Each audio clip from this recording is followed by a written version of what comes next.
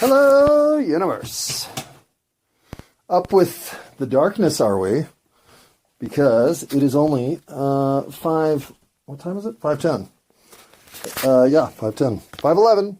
5:11. It's 5:11 for all you accuracy nerds, of which I am sort of one, but certainly not about time.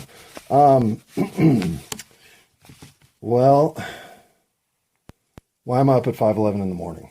That is a very good question. Mostly because I can't sleep. And it's fucking freezing. It's April 6th. And the low last night was... Hang on, I'm going to look it up. I'm going to look it up in real time so we can share my disappointment as it occurs. Sorry, it's only 5:10. I forget that my recording phone is a minute fast. Now it's 5:11. Look at that. We relived that moment. Oh, thanks, universe. I love playing repeat. Okay. I didn't mean any of that. I'm obviously, what am I on, 2 hours or something sleep, if that. I could not sleep. I don't know why, just insomnia. But, actually I do know why. And that's part of what I got on to talk about. But we're starting, what did I get on to? Oh yeah, looking up the temperature. Damn, how many times do you pick up your phone and go, what the fuck did I pick up my phone for? I do that all the time. All right, moving on. Last night's low, which we're probably experiencing in real time right now at 5 in the morning, was... Oh, why you give me this? Thanks, stupid Android Chrome. Okay, now if we've warmed up to a robust 28, and we will be hitting 21 degrees at 7 a.m. Fuck. So it's getting colder right now. It's going to be 23 at 6 a.m., 21 at 7 a.m., and then it'll jump to 25 at 8 a.m. and 31 at 9 a.m. So we'll crack freezing by 10 a.m. with 37 robust degrees on April fucking 6th. I am sick of this winter. I want it done now. There's no more cold weather that we can tolerate. 7 fucking months, man. Anyway, welcome spring and summer. You will be, such good friends of mine. Because boy, do I vacillate on whether or not I should quit my job. Because financially, it puts pressure on me tomorrow. And I'm still working tomorrow, so that sucks. Because... I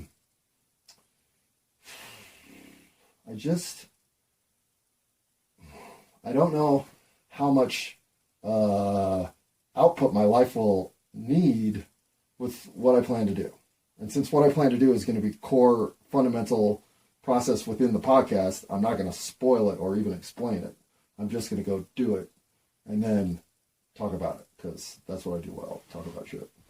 So, is that what's keeping me up? Yeah, some of it. The financial panic hit last night when I realized that it was going to be 19 degrees or whatever. And that meant another $200 to $300 heating bill in April. That'll be a first. In fact, I'll bet that triples the largest April bill I've ever had. So, shit's just more expensive. Like, it's not as easy to quit your job and eat yogurt and peanut butter for 2 months and basically live for $200. That almost doesn't exist anymore. So I may have overshot the dot, as they say at the craps table. Or no, they say overshot by a dot, because you were looking for 5, but we rolled a 6. And you over there looking for 6, we just rolled a 7, so you're now broke and have no money. That's how gambling goes. If you're addicted, it will take everything you own and make you feel sickened. So I don't recommend you go gambling more than once or twice, because if you go a third time, you might go a 333rd time, and then you ain't going a 334th time because nobody will give you any money. You borrowed as much as you could.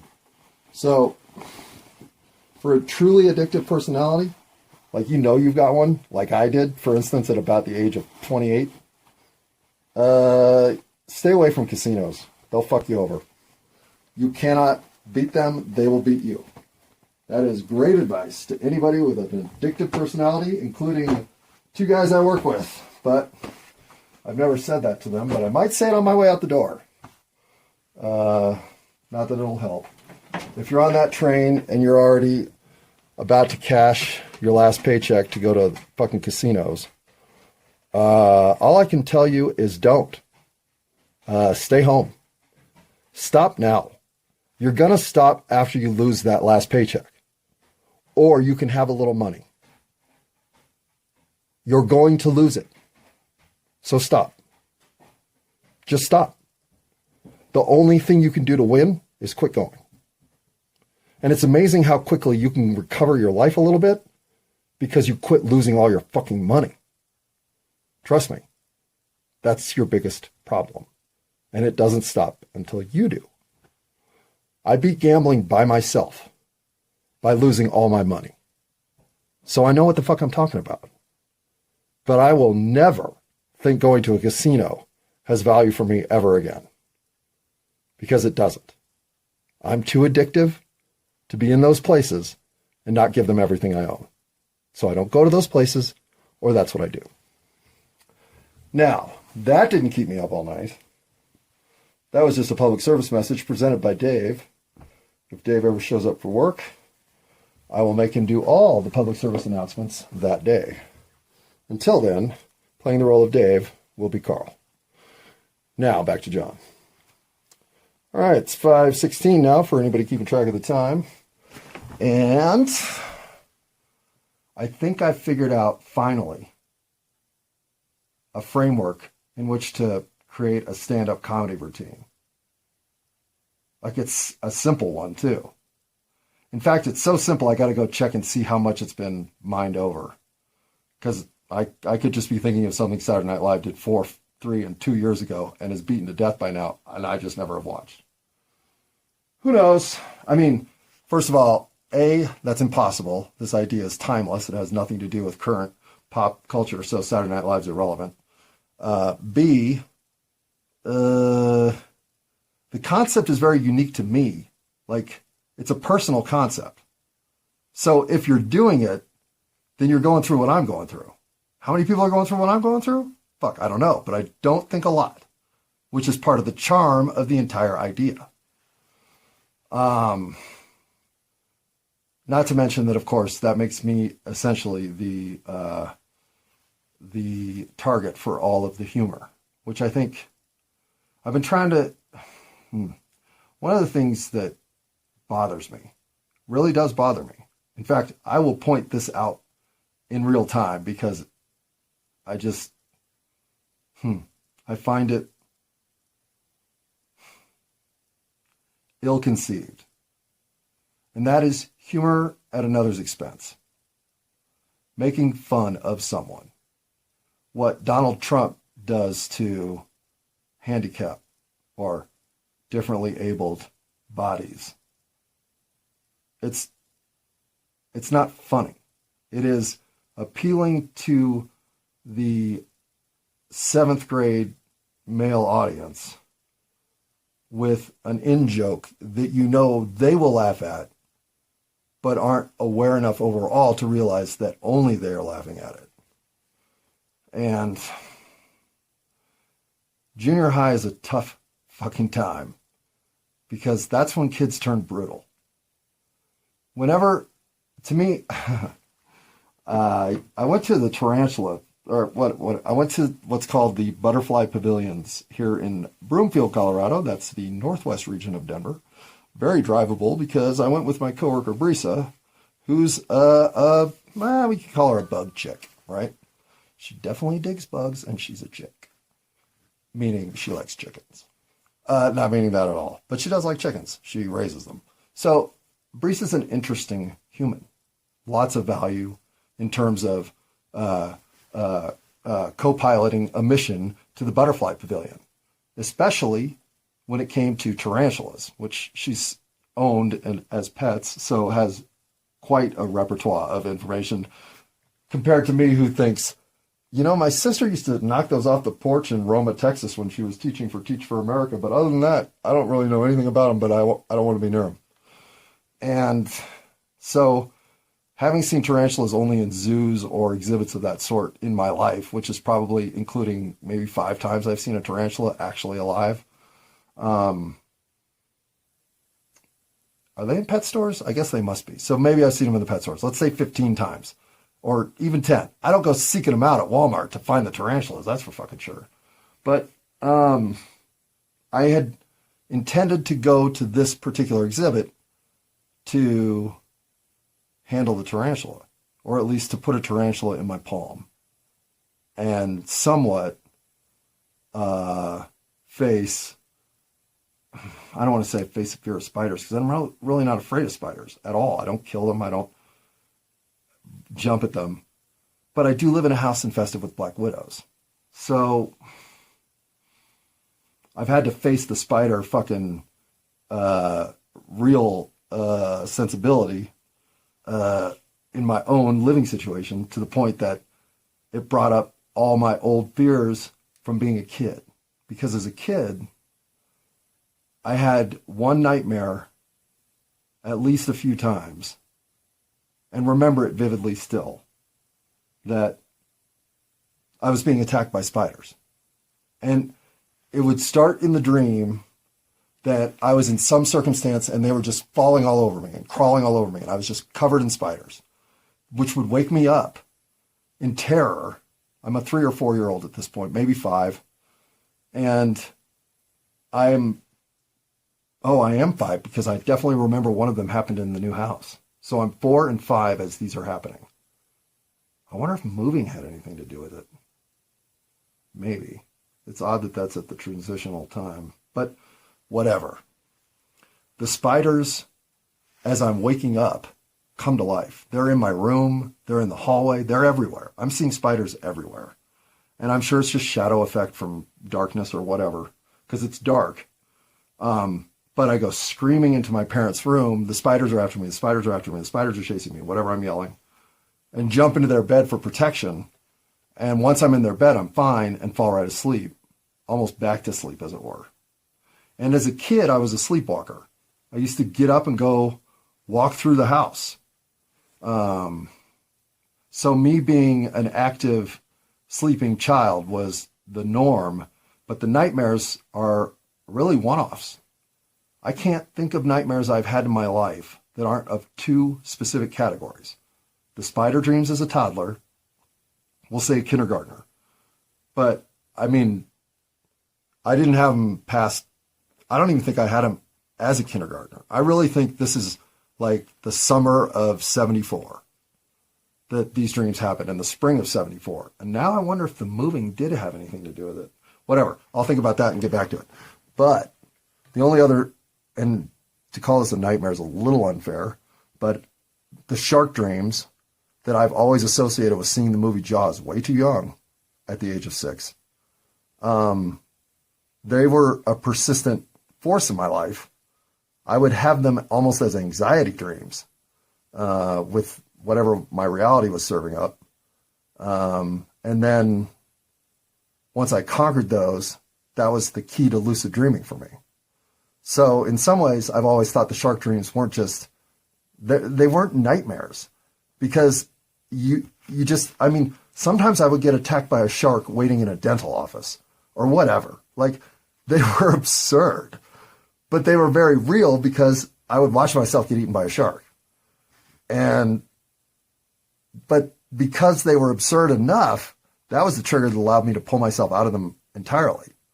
And the one that I actually first got lucid in was a very beach open Jaws movie scene.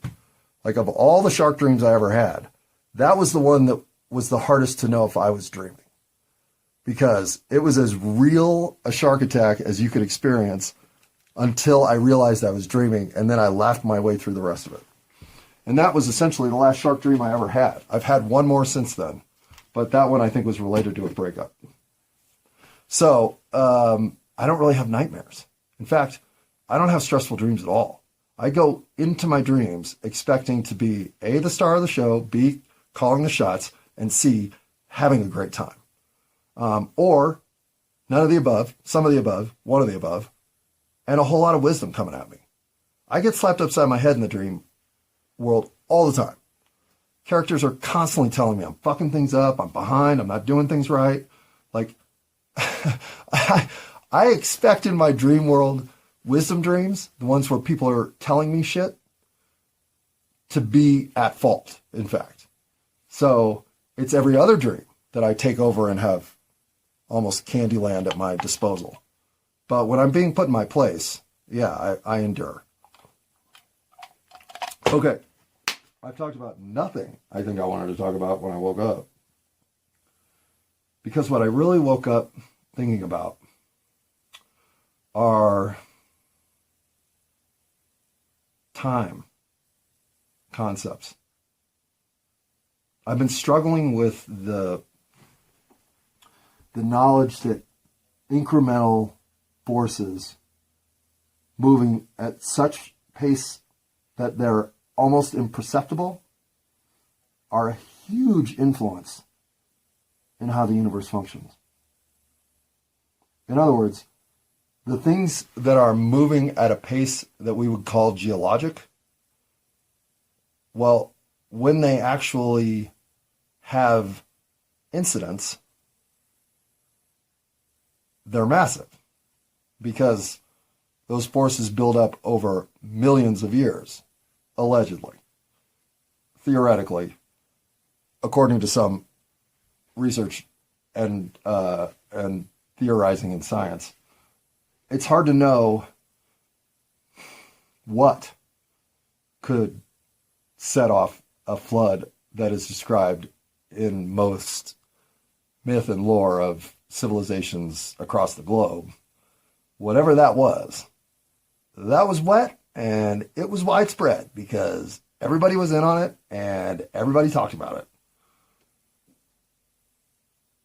When you think that outcome is so absurd that it just has to be word of mouth exaggeration, telephone game, all the way to the end of, wait, what did he say?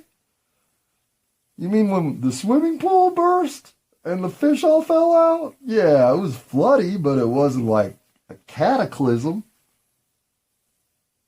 Or was it? Because when you start looking for evidence of huge, massive floodwaters washing across planet Earth, well, they're everywhere. Literally, they are everywhere. As are electrical current distributions of matter and mass, which is another weird phenomenon. I don't ascribe anything to what that could potentially even result from. The wind? I don't know, maybe. But you look for wash out, well, that's easy to spot. I mean, we all know what it looks like because it happens in our garages. It happens in our driveways. I mean, fuck, we see washout everywhere. Water's everywhere. And everything gets wet. So when shit gets wet and flooded and dries, well, you kind of get to know what that shit looks like. So when you start thinking, okay, we got a lot of water on the planet. That's not the issue, I guess. There's enough, right? The oceans are huge. They're 75% of the planet. So if sea levels were not necessarily rising, but shifting, well then, holy shit, right? That would be shocking. The kind of shocking that when you really let it set in, like you get back to it a couple months later and think, wait, that idea was ludicrous, but fuck, man, I haven't gotten rid of it yet. Why? Well, that little plateau, that's the plateau I want to talk about today. Because I think, unlike planet Earth, which, if we're being fair, you should look at in time spans of thousands and millions and billions of years, potentially trillions. It's appropriate. But you don't want to look at a human teenage lifespan in that capacity. You'll miss everything. And I I've been trying to use the overly analytical side of my head to slow things down. Like, find the mega forces in my life that are inching along. Enough that if I look for them, I'll see their signatures. But dedicated looking is necessary in this circumstance to find true forces of the nature I want to find. Like, boy, I do not want to mention that one. But I don't want to mention that one either. Let's just say arriving at a major crossroads isn't easy. In fact, it's nerve-wracking as hell. Because you're going to have to make a decision, and you're going to move forward with that decision, and you're going to live with that decision. Going into that circumstance, I've always wanted as much mind-free time to ponder the outcomes that are available. A lot of people don't waste their time doing any of this because what can you do? Fucking live your life. Things happen, then you live your life some more, other things happen. I get that. In fact, I aspire to that level of Zen-centeredness, but anxiety in America, that's a tough thing to shed, at least entirely. In fact, I guess quitting my job creates anxiety, but staying at Home Depot creates anxiety too. Low levels on both fronts, if we're being fair. But still, I don't really have any anxiety. My family, maybe a little bit, but that's just come and go. Cat health, I guess. Personal cleaning project crisis mode is a little stressful, but all my laundry's done after the last load here, so not that stressful. Yard work, but you know, might get 2 days off and it's fucking 30 degrees and snowing. Yay. It's April. So, the cold fucking weather. That is the biggest stress in my life right now. And has been probably for fucking 7 months. Goddamn cold. And that's mostly my fault. Because, you know, everything's my fault. But this one, I should have fixed that logic board on my fucking furnace in October when I was telling myself to do it.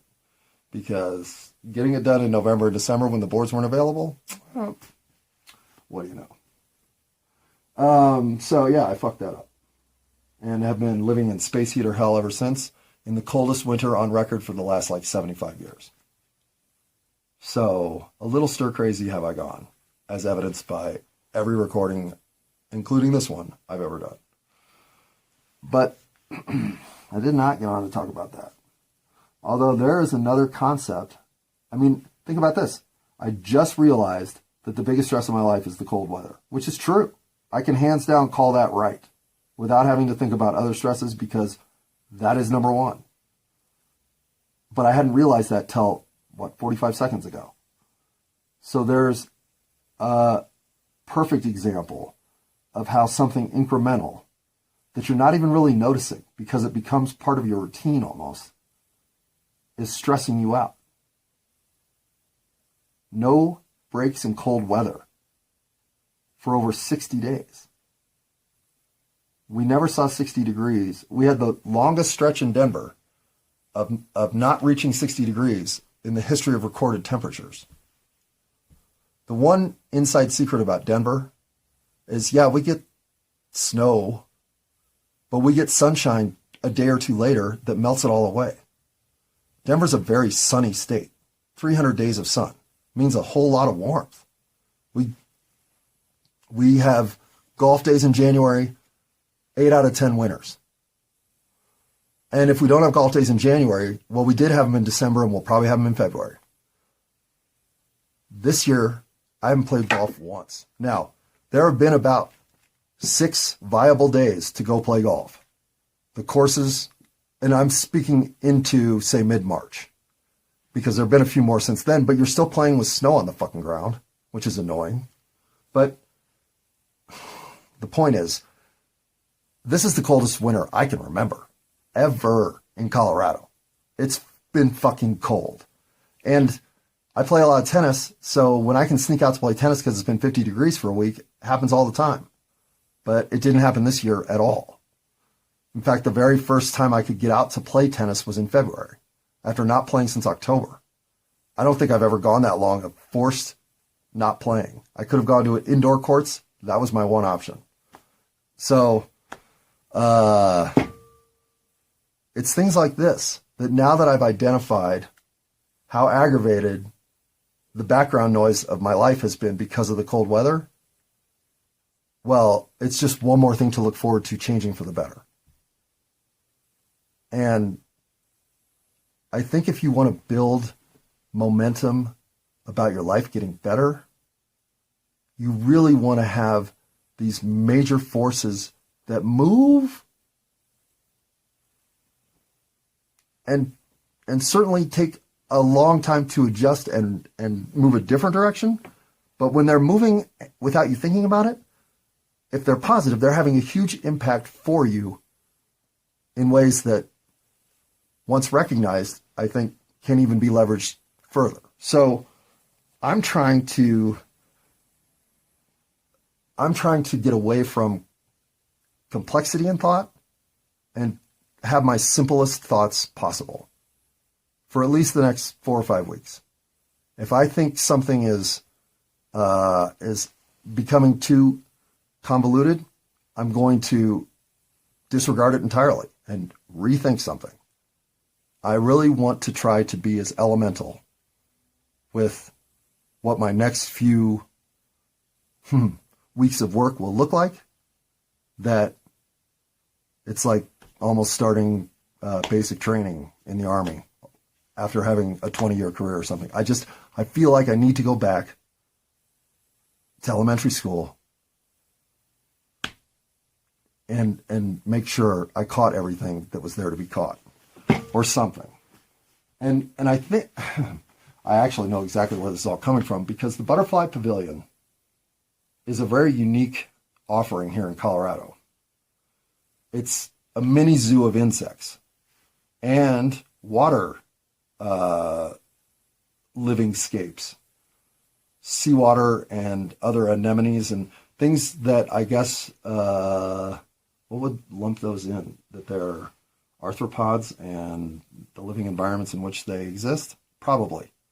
To be honest, I didn't read all the computer integrated screens, and I mostly stuck to the wall where I could let 6-year-olds run around. And I gotta say, if you're gonna go to one of these places, you want to talk about feeling out of place, go as a 53-year-old man with a 22-year-old female coworker in a house littered with children. And don't bring a child, and don't be related, at least not obviously. And you will start to get some parents looking at you like, what the fuck? At least I felt that vibe a lot yesterday. But that just lets me know that when Brees and I are going somewhere, we are bringing more people. And we're not renting a kid either. Though yesterday, renting a kid, I would have almost considered. That's how many kids were in this place.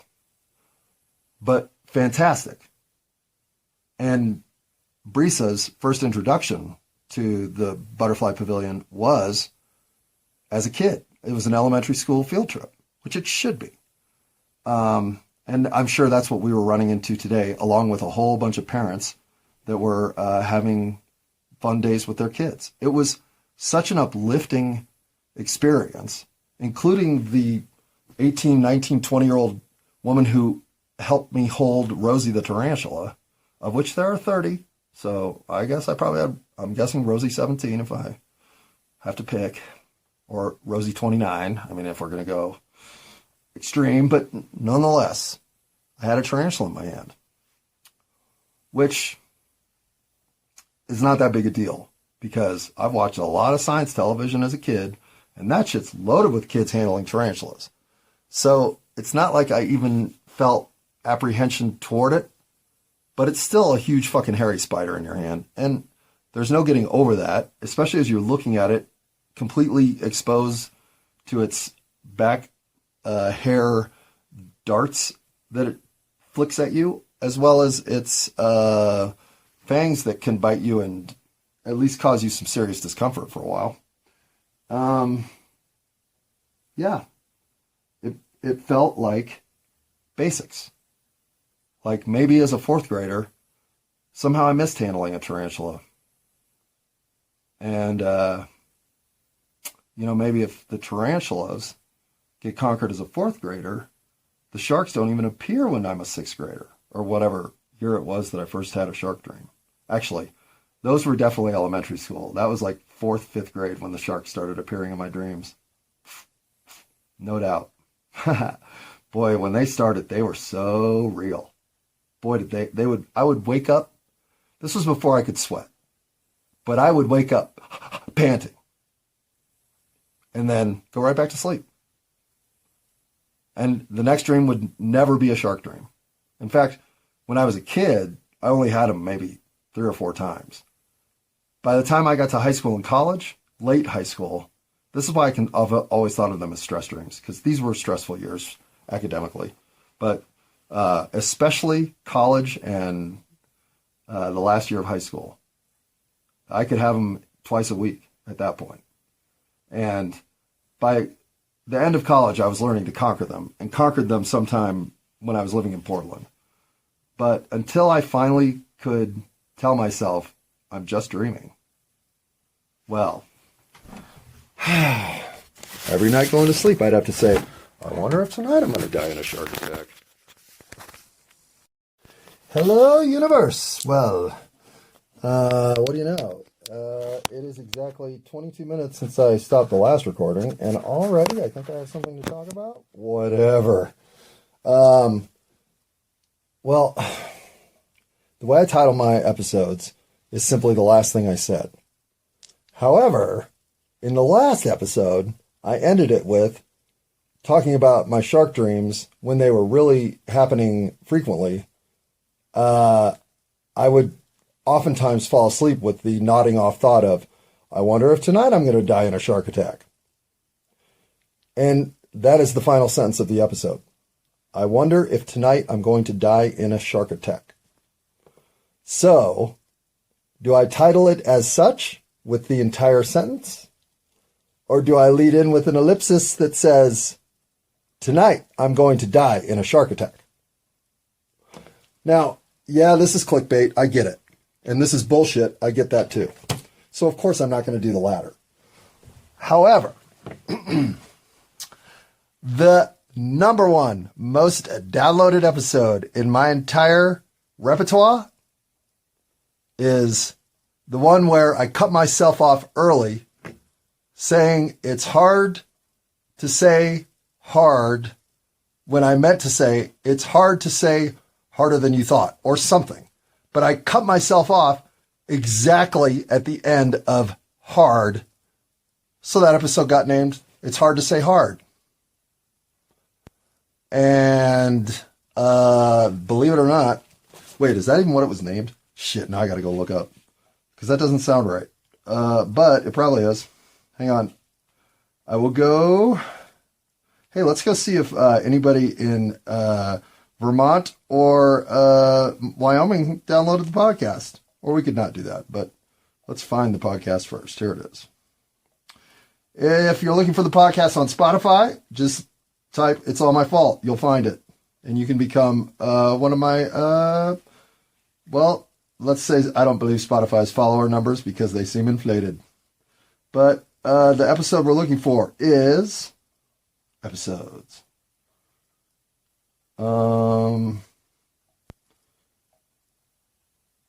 Wait, let's be a little bit more not so old with the phone. Hard to say hard. Hard to say hard. Yep. I don't even know what's in that episode. I put it out March 1st, right after I put out something called It's Time for Me to Save Something. If I remember right, put together, those are actually pretty interesting episodes along with the one behind them, it'll find me in a pair of Stegmans, where I actually get irony correct. But is now a good time to go through that? Probably. Talking to myself in separate voices is not a sign of my delusional schizophrenia. Just to address my mental health, it's solid as a rock, unfortunately. And I'm admitting to some crazy shit in my recording, so you may have a different opinion, but I've never been more lucid, more coherent, and more direct in my purpose and dedication to the tasks at hand. I'm functioning at the highest level maybe of my life, and doing so with both a spiritual and intellectual take on where I'm headed. I feel complete in a way that I'm almost unsure about sharing, because I don't know how to tell you to feel this good, but I feel great. My life's great. I am so happy to be me. It's a little embarrassing. So, to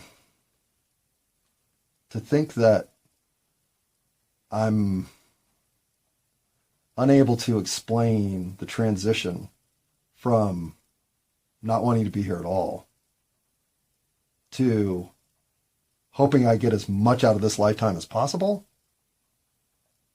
boy, I don't know. I really don't. Like, I'm still stunned by it. How the fuck is this my new reality? This isn't where I was headed a decade ago. And I didn't really do anything to make the ship turn this way. I'm not saying it's all happenstance, because I've had a lot of directed energy and effort pursuing things now, and unknowingly in, say, the 6-7 years prior to now until today. And before that, well, at my darkest moments, somehow I still thought I had it in me to turn my life around. But what had to collapse for that to happen was for my life to stop expecting to look like what the great American folktale life looks like. That's just a lie, or it's a lie to me. It may be exactly the truth you're here to live, and I hope so.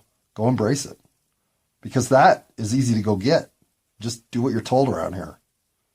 And you can pretty much, as a white American middle-class dude, you can pretty much walk into it. Because I did. And I hated it. And I'm not saying it's a smart idea to quit your job with less than $2,000 in your bank account and nothing at all as a prospect of what you'll do next other than go heal the universe. This may not turn out to be my wisest moment. Or, at 6:28 on the recording, perhaps this 54th year of my existence will in fact be the year that I do heal the soul of the universe. But I know this: if I stay at Home Depot, I ain't going to be healing nothing. Okay, it's been, 11 seconds since I last recorded. I ended the last one terribly. I have been gratuitously using ain't for like 36 hours now, as if I'm trying to bring it into my lexicon, which I'm not. Plus, I forgot to look up if anybody had downloaded the podcast over there in Vermont or Wyoming, and I thought, well, that's the one thing you're probably interested in, so let's check it out.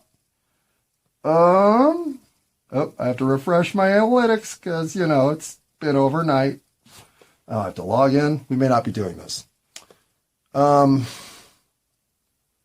don't want to end with either statement now. Addressing them makes it pointless. But the true conundrum of the title that was the shark title, I really haven't had that before. And I've thought about it. Actually, I've had enough of a break to decide, should I go with that break or that break? But it doesn't change the inherent meaning of the title. This one was one of the few where read in full. Oh, wondering about dreaming off a shark attack in dreamland, are you? Read otherwise? Is this guy planning to get attacked by a shark? I mean, well, yeah, I'll download that. All right, I tacked on so many parts at this point. I'm tacking one more on because I was going to have this be the lead to the next recording, but it's more interesting to get it in here because I think one of the reasons I was a little hyper aware of incoming energy, which I probably was misreading if we're being fair. Brees and I are very good friends. We don't come off as we're on a date or anything like that. But the truth of the matter is, especially in an environment where elementary school children are the preferred age, people are on the lookout for creeps at all times. All times. And I am hyper aware of that because I fit the profile of a creep. A single 53-year-old white male does not hang out at playgrounds. It's not a smart move. That is not a place I have any interests. So you'll never find me there. And if I am there, other than to maybe enjoy the sun on a bench to read a paper, something as innocent as that, for a single event in my life, well then yeah, why are you back at the playground, old man? What are you doing over there? It's a legitimate thought to have. And yet, of course, I want to see a world where that thought doesn't exist. But in a world with broken people, well, gotta look out for your own, right? Especially the young. In fact, my own creep meter is going off in those circumstances. I'm not so sure that all the employees had passed the appropriate background checks. And I'm not here to try to cause anyone distress or throw blame on an environment that was so wholesome and educational, it was like PBS itself came to life. So there's no taint here. And no double entendre on taint either. But if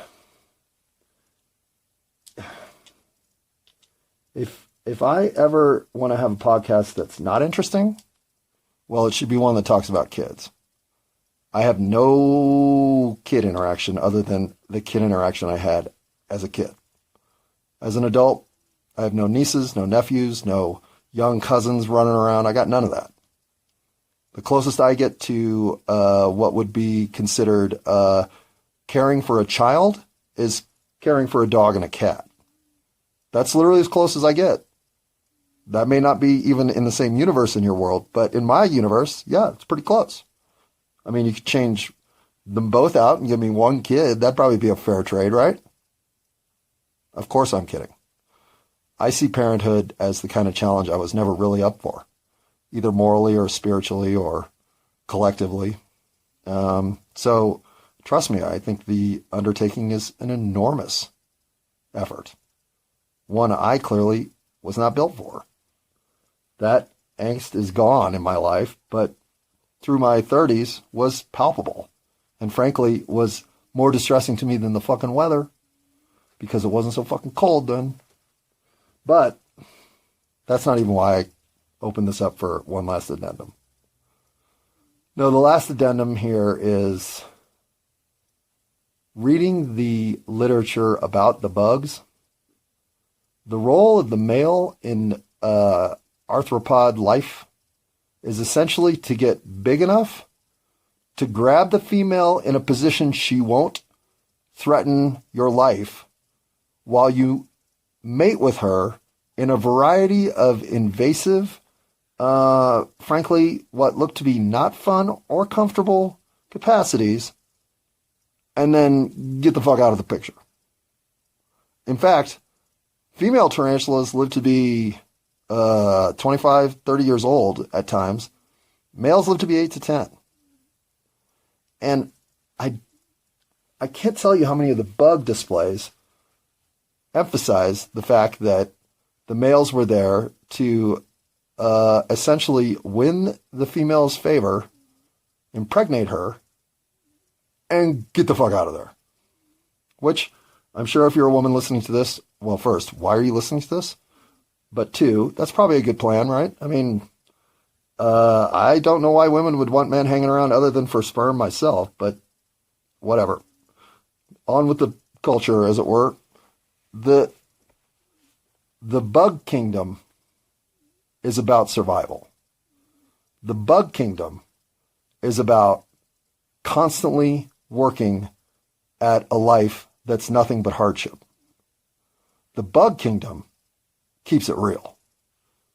Keeps it so real that I started thinking, well, what kind of effect does this have on your brain if these are the science-y blurbs you're reading on your field trips at the age of 6, 7, 8? I'm not saying it was inappropriate at all, but I'm saying back to the basics. What basic formation of thought is so back in my youth that I think it's the way I'm composed, but it's much more likely it's the way I was orchestrated. I don't think of S&M or any of the kinks as attractive. I really don't. I'm a huge fan of regular old sex and have never, ever thought it should be more